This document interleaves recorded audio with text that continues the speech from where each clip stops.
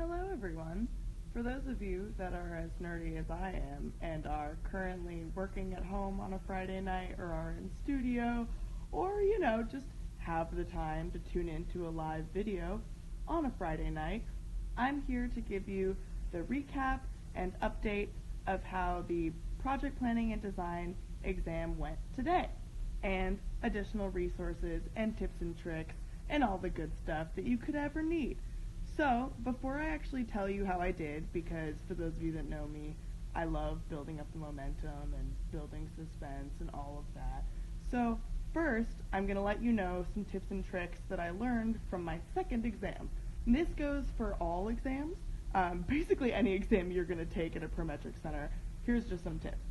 First of all, when I got there, I walked in, and of course, the person working at the desk, not only did she recognize me, but she knew me by name already, just in my second week, so I can't wait to go back next week for her to recognize me yet again. But then, I actually took advantage at the very beginning of your exam, when you have to sign the NCARB agreement. Little did I know last week, because I was so anxious and nervous that I just hit next, there's actually a 10-minute timer on that agreement. So, this morning, when that agreement clock was timing down, I took advantage of that 10 minutes and I wrote down all of the numbers and all of the data and all of the information that I've been studying that I was like, maybe I won't remember this in like an hour, or maybe I kept forgetting it the last couple days. I took advantage of that 10 minutes and wrote it all down on the spare sheets of paper that they give you for your exam.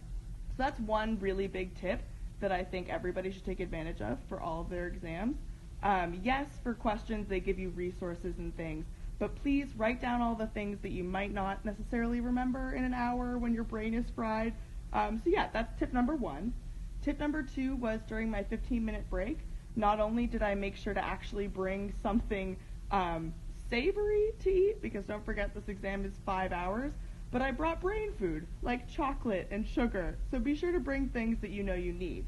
Also, last night, for those of you that tuned in on Wednesday or just looked at the Instagram story, you saw that I shared some resources. So last night, I was starting to really stress out, and I was like, maybe I should go in and read those resources that I didn't have time to read because I only had this week. But instead, I decided to go to bed and get a full night's sleep, and I would recommend that to anybody. No matter how much you want to study more, make sure that you sleep the night before.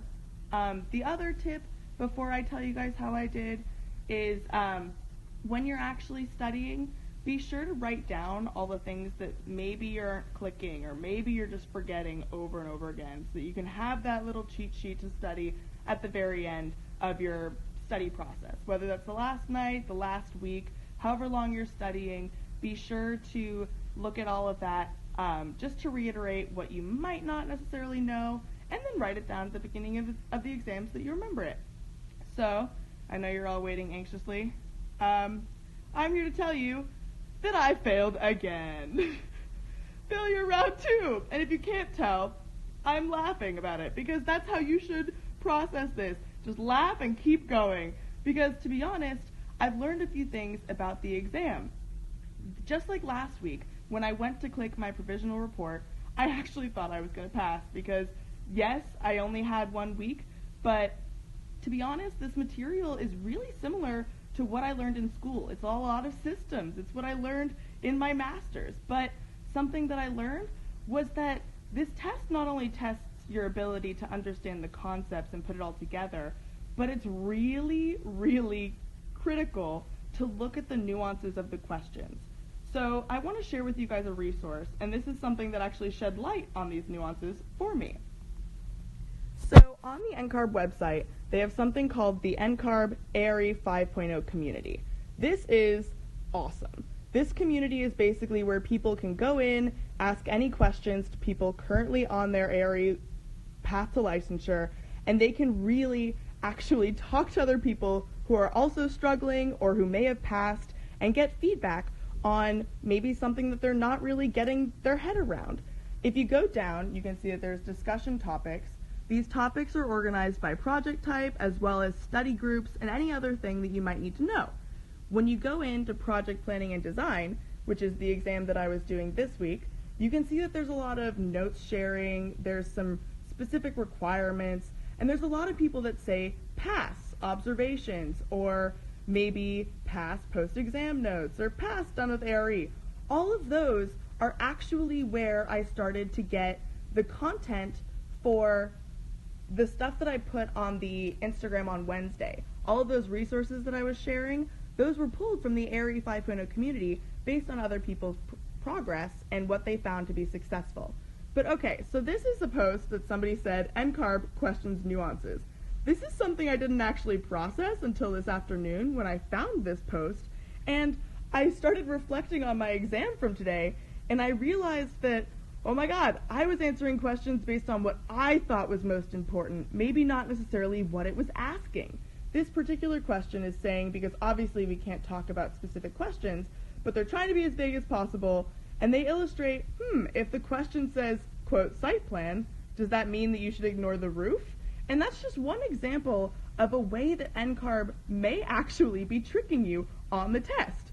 Because they're not necessarily trying to trick you, they're really just trying to get you to focus, trying to get you to think about what this exam is trying to quiz you on, trying to get you to focus on what they're actually asking. If they're asking you what you should be telling a client, given the situation, you have to put your head in that mindset. If they're asking what your role as the architect should be, maybe you shouldn't be answering like the contractor or like the client. You should be answering like the architect. And so that's actually a really, really important thing to realize, is that NCARB throws in all these other details and all these other factors that might actually throw you off. So being able to focus on the question and discern what exactly they're asking is really important. Okay, so now for resources for this exam.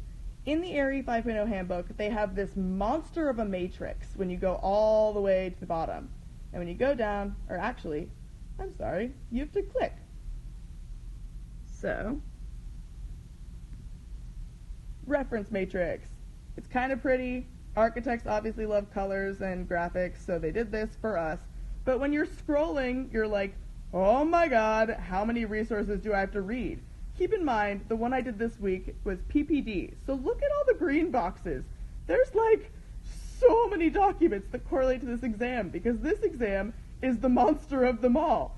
It covers all the systems, it covers all integration, it covers site analysis, it covers budgeting, it covers pretty much everything under the sun with regards to the design phases of your process. So when you go into the ARE 5.0 community and you start to see people's study approaches that have passed, they really start to hone in on what exactly you should focus on.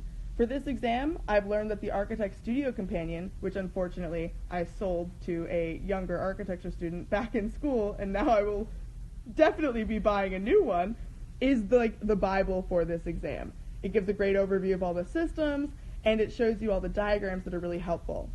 Also, Building Construction Illustrated is apparently really great, and I regret not having read the FEMA earthquake manual because seismic stuff came up more than I thought. But then again, you might not get the same exam as me. There's a bunch of different exams, so you don't know what to expect, but be sure you look through the community and see what resources that people are really recommending. Additional posts start to go into more detail about what topics on each source could really be useful. So I found this particular post really awesome, and I will be bookmarking this for future use, because they're trying to illustrate that in Building Construction Illustrated, you can focus on site design, sustainability, site drainage, all of these things, and then in the Studio Companion, you can look at construction types and structural systems and all that good stuff.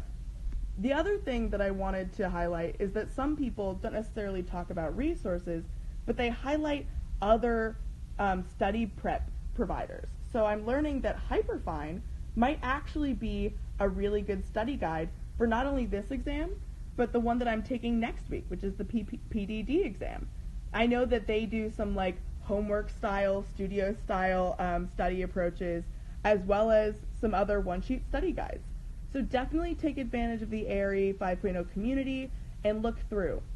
An additional thing I want you guys to know about the 5.0 community is that on here, you'll notice that some people have said PPD failed, or people say that they've failed twice or 3 times and they're getting discouraged. And that's really something that I didn't realize was going to be critical in this campaign, but telling you guys that failing the exams may be a part of the process for you. It's more likely than not that you're going to fail, because here I am, 2 exams in, 2 fails in, but I'm not stopping. I'm learning more and more about what the area is all about, how to really get into those questions, how to hone in on the resources, how to take advantage of all these communities. There's a bunch of study groups out there, so I'm probably going to reach out to some of my friends in the city who are studying for the next exam. Keep in mind, though, I'm doing these all in 6 weeks, so there's not that much time.